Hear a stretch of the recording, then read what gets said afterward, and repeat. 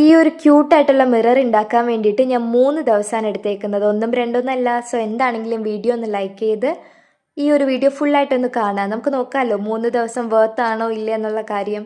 So ഒരു mirror എടുക്കുക, cardboard റൗണ്ടായിട്ടൊന്ന് ഷേപ്പിൽ കട്ട് ചെയ്തിട്ടൊന്ന് ഒട്ടിച്ചു കൊടുക്കുക. പിന്നെ ആ നടുവിലും സൈഡിലും ഞാനൊന്ന് ടേപ്പ് ഒട്ടിച്ചു കൊടുക്കുന്നുണ്ട്. ഇനി നമ്മൾ വൈറ്റ് സിമെൻ്റ് ആണ് കേട്ടോ ഇവിടെ ഉപയോഗിക്കുന്നത്. ഈ ഒരു പേസ്റ്റൽ ഫോമിലെ വെള്ളവും വൈറ്റ് സിമെൻറ്റും ഇങ്ങനെ മിക്സ് ചെയ്യുക. ഒരു 50 രൂപ ആ ഒരു റേറ്റൊക്കെ ഉള്ളൂ ഈ വൈറ്റ് സിമെൻറ്റിന്. ശേഷം നമ്മുടെ ഇഷ്ടത്തിനനുസരിച്ച് ഞാൻ ആ മിററിൻ്റെ സൈഡിൽ ഇങ്ങനെ ഒന്ന് ഡെക്കറേറ്റ് ചെയ്യുന്നുണ്ട്.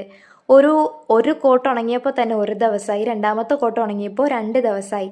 അങ്ങനെ ആ ഒരു ബാക്ക് സൈഡും ഞാൻ ഫുൾ ഇങ്ങനെ വൈറ്റ് സിമെൻ്റ് കൊണ്ടൊന്ന് കവർ ചെയ്തെടുക്കുന്നുണ്ട്. ഫസ്റ്റ് ഞാൻ ഈ ഒരു കളറാണ് കേട്ടോ കൊടുത്തത്, പക്ഷേ ആ ഒരു കോമ്പിനേഷൻ ഇഷ്ടമല്ലാത്തതുകൊണ്ട് ഈ ഒരു റെഡ് കളർ തന്നെ ലാസ്റ്റ് ഞാൻ കൊടുത്തു. പിന്നെ അതിൽ കുഞ്ഞു കുഞ്ഞു ഹേർട്സ് ഒക്കെ ഇങ്ങനെ വരച്ചെടുത്തു.